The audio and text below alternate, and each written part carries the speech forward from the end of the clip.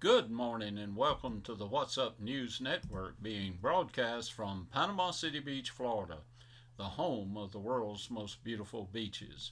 I am Jim Free with Jim Free Realty. Please click on the red subscribe button just below the picture. In the state news, from Capital News Service, Florida continues to outpace the nation in job growth, adding 41,500 jobs in October. The unemployment rate also dropped 0.2% and 29,000 Floridians rejoined the workforce. The numbers paint an optimistic picture for Florida's economic recovery, and Florida makes up about 6.5% of the nation's population. In the lighter news, my cousin, 3 times removed, Billy Callahan, and I were in the registered Angus business, and we were running about 100 head of registered Angus. I had been trained in artificial insemination at the Select Sires Company in Knoxville, Tennessee, and we were purchasing semen from Select Sires of some of the top Angus bulls in the country. But we were in need of a cleanup bull because artificial insemination did not always take. I found a young bull named Lemon Power Play. His heritage was very impressive, so we were able to purchase him for $60,000. Unfortunately, Lemon Power Play didn't seem to be interested in the cows. We began to panic because we might have given $60,000 for a real lemon. We had our vet examine Lemon Power Play, and he said the bull was very healthy but possibly a little young and could be suffering from environmental stress. Transportation by its nature is an unfamiliar and threatening event in the life of an animal. The vet gave Billy some medication to give to Lemon Power Play. I was out of town for a couple of weeks, so I called Billy to check on our bull. Billy said, "I think he's fine now. He has bred all the open cows and has broken through the fence and bred some of our neighbors' cows." I said, "My word, what was in that medicine?" Billy said, "I don't know, but it tastes a little like peppermint." Well, there you go. A Minneapolis couple decided to go to Florida to thaw out during a particularly icy winter. They planned to stay at Regency Towers, where they spent their honeymoon 20 years earlier. Because of the hectic schedules, it was difficult to coordinate their travel plans. So the husband left Minneapolis and flew to Florida on Thursday, with his wife flying down the following day. The husband checked in the condo. There was a computer in the room, so he decided to send an email to his wife. However, he accidentally left out one letter in her email address, and without realizing his error, sent the email. Meanwhile, back in Booger Holler, Georgia, my Aunt Ella had just returned from Uncle Ben's funeral. Ben was a Baptist preacher who had been called home to glory following a heart attack. Ella decided to check her email, expecting messages from relatives and friends. After reading the first message, she screamed and fainted.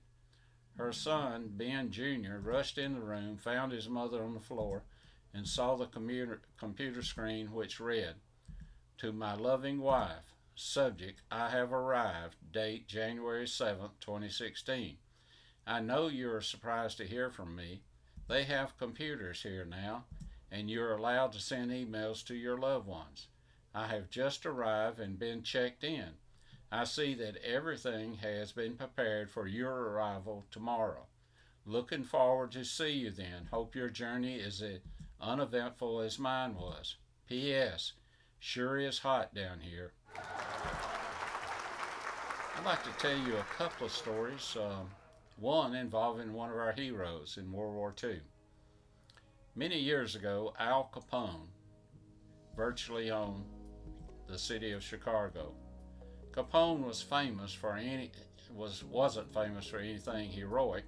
He was notorious and meshed the Windy City in everything from bootleg booze, prostitution to murder. Capone had a lawyer nicknamed Easy Eddie. He was Capone's lawyer for a good reason. Eddie was very good. In fact, Eddie's skills at legal maneuvering kept Big Al out of jail for a long time. To show his appreciation, Capone paid him very well. Not only was the money big, but Eddie got special dividends as well. For instance, he and his family occupied a fenced-in mansion with live-in help and all the conveniences of the day. The estate was so large that it filled an entire Chicago city block. Eddie lived the high life of the Chicago mob and gave little consideration to the atrocities that went on around him. Eddie did have one soft spot, however. He had a son that he loved dearly. Eddie saw to it that his son had clothes, cars, good education. Nothing was withheld. Price was no object. And despite his involvement with organized crime, Eddie even tried to teach him right from wrong. Eddie wanted his son to be a better man than he was. Yet with all his wealth and influence, there were two things he couldn't give his son. He couldn't pass on a good name or a good example. One day, Easy Eddie reached a difficult decision. Easy Eddie wanted to rectify the wrongs he had done. He decided to go to the authorities and tell the truth about Al Scarface Capone, clean up his tarnished name, and offer his son some semblance of integrity. To do this, he would have to testify against the mob, and he knew that cost would be great, so he went ahead and testified. Within the year, Easy Eddie's life ended in a blaze of gunfire on a lonely Chicago street. But in his eyes, he had given his son the greatest gift he had to offer, and at the greatest price he could ever pay. Police removed from his pockets a rosary, a crucifix, a religious medallion, and a poem clipped from a magazine. The poem read, "The clock of life is wound but once, and no man has the power to tell just when the hands will stop, or at late or early hour. Now is the only time you own. Live, love, toil with a will. Place no faith in time, for the clock may soon be still." Now the number 2 story I'd like to tell you about is a real World War II hero. World War II produced many heroes. We've discussed several of them. One such man was Lieutenant Commander Butch O'Hare. He was a fighter pilot assigned to the aircraft carrier Lexington in the South Pacific. One day his entire squadron was sent on a mission. After he was airborne, he looked at his fuel gauge and realized that someone had forgotten to top off the fuel tank. He would not have enough fuel to complete his mission and get back to the ship. His flight leader told him to return to the carrier. Reluctantly, he dropped out of formation and headed back to the fleet. As he was returning to the mothership, he saw something that turned his blood cold. A squadron of Japanese aircraft were speeding its way toward the American fleet. The American fighters were gone on a sortie, and the fleet was all but defenseless. He couldn't reach his squadron and bring them back in time to save the fleet, nor could he warn the fleet of the approaching danger. There was only one thing to do. He must somehow divert them from the fleet. Laying aside all thoughts of personal safety, he drove into the formation of Japanese planes, wing-mounted 50 calibers blazing as he charged in, attacking one surprised enemy plane after the other. Butch wove in and out of the now broken formation and fired at as many planes as possible until his ammunition was finally spent. Undaunted, he continued the assault. He drove at the planes, trying to clip a wing or a tail in hopes of damaging as many planes as possible, rendering them unfit to fly. Finally, the Japanese squadron took off in another direction. Deeply relieved, Butch O'Hare and his tattered fighter limped back to the carrier. Upon arrival, he reported in and related the event surrounding his return. The film from the gun cameras mounted on his plane told the tale. It showed the extent of Butch's daring attempt to protect his fleet. He had in fact destroyed 5 enemy aircraft. This took place on February 20th, 1942, and for that action, Butch became the Navy's first ace World War II and the first naval aviator to win the Congressional Medal of Honor.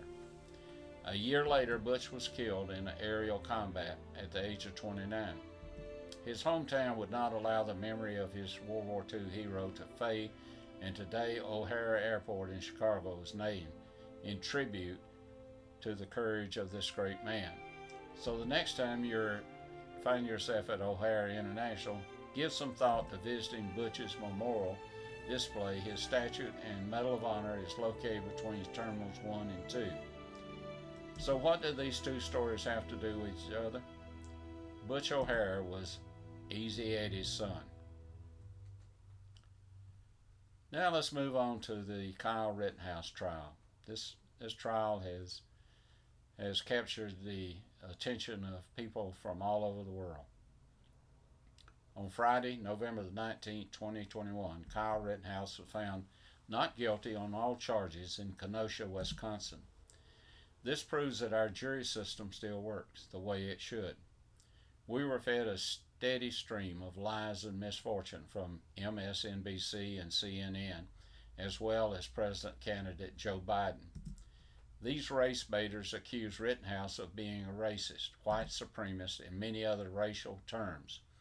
Joey Reid and Joe Scarborough and other talking heads that had their programs tried their best to sway their audience and the jury in this case. I spent 37 years working in the criminal justice system, and I feel that I have as much or more experience in the courtroom as these idiots. My dad told me never call anyone an idiot. Sorry, Dad, I just couldn't think of a better term to describe these folks. I am so proud of the jury and the judge in this case because they looked at the evidence and were not swayed by the noise that was outside the court and on the airways.